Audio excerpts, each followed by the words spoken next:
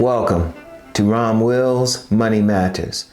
There are plenty of customers for your business.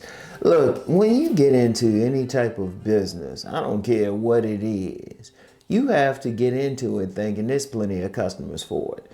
And I would say for the overwhelming majority of businesses, there are customers for it. Because let's be real. Someone who is getting some business, maybe mining some rare mineral or something like that, yeah, they might have some issue, but that's with customers. They might only have maybe a few customers or something like that. I mean, but they at a bigger level. Let's be real. Most of y'all dealing on a level where you might have a business idea to cook some food, and I'm going to get into that in the next one. Or to babysit, or to walk dogs, wash cars, whatever. You're providing a service. There are plenty of customers because there are plenty of people. The overwhelming majority of businesses are just really providing either a product or a service to people. So regardless of what you do, there are customers for it. Now, of course, I've said you need to do the research and know where you need to be to find those customers. But you have to have the mindset. Listen to what I'm saying, the mindset that those customers are there. You have to just think, okay, the customers are there. The people here, regardless of your business, let's just say carpet cleaning. I haven't used that one in a while. There are plenty of people who have carpets. They need cleaning. You just have to figure out how to advertise to them, market your business, and find those customers. And do a great job so they can do some marketing for you. They can recommend you to people. But the customers are there. The people are there. Like, it just came to my mind about that shoe shop I said was having some issues. There were plenty of customers for it. They were just pissed off that the dude wasn't good with staying open or being open at certain times. But the business is still there. Somebody else took it over. It's still there.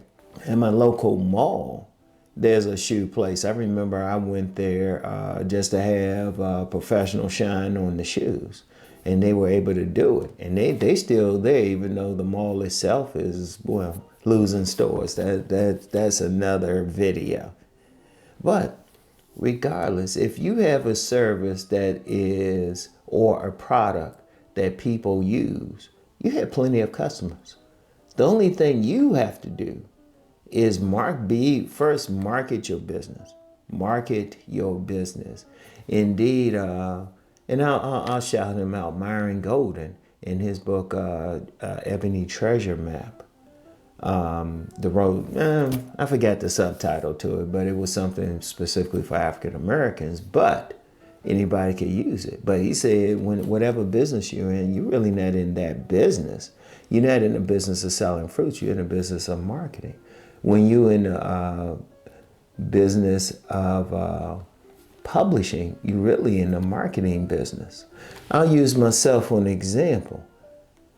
My books didn't take off until I just found the right customers for them. When I first had the books, they didn't really sell as well. Particularly my main seller, Nice Guys and Players. Now that's a book telling men what they need to do to improve to get women. Until I hit the right customer base, and then it sold like crazy. And like I said, it's just marketing. There were plenty of customers globally for it. The book has sold globally. I've lost count of how many how many copies I've sold. It's not hyperbole for me to say I've sold over 100,000 copies of it, which for any book is very good. Heck, if you sell 10,000 copies of it, that's still pretty good. But you have to, all I did was just tap into the right place for it to be marketed. And it was word of mouth primarily, which is good marketing. And I've talked about that before. But there were plenty of customers for it. There are plenty of people. I don't care. Like, let's use the publishing example. Regardless of what you write, there's somebody who will buy it. regardless of what you write. If you're in the publishing business, if you're in the cleaning business, well, shit, there's plenty of people who want their stuff cleaned. There are plenty of people out there, regardless of what you want to do. Well, I would say in most cases, unless you got something extremely, and I say rare, I can't even think of something. But like I said, if you're dealing with something where you have to deal with governments or entities of that nature, that could be a little tough. But let's be real. Like I said earlier, like I opened up saying, most of y'all dealing with businesses where it's dealing directly with people. There's somebody who's going to buy it. It could be, even though it's an oversaturated industry, it could be selling t-shirts. There are people who will wear those t-shirts. Indeed, let me use that for an example. Even though it's an oversaturated industry, most people are going to buy several t-shirts. If they buy one, they will buy 8 more. 8 more. That shit rounded up to 10 more. Because they just going to change their clothes every day. That's one thing about the clothing industry. Whatever clothes you have, but all you have to do is just market it. Find the people who are going to wear it. And even for clothing that may have more medical purposes, like certain types of socks, there are plenty of people who are going to wear it. There's plenty of customers. Any business, you got to have that attitude that you can make money. There are customers. There will people who will buy your stuff. All you have to do is find those people. That's why I said if you had a brick and mortar store, walk around the area. Like this past weekend, I was walking through my local, it was a flea market in the area. And now Amish got some food. Man, they can cook. Man, I give it to them. For people who not big on electricity, they can use those burners. They can use those fryers. But I was at my local mall, local flea market, and there was some open spaces there, because they have those little small spaces where they have where you can put a little tiny store in. And indeed, I actually took a video of it and sent it to somebody. Let me shout him out, K Business Podcast. And I was like, at first it was just kind of like, hey, look at these empty spaces. Then I was like, oh, well, I could sell some shirts.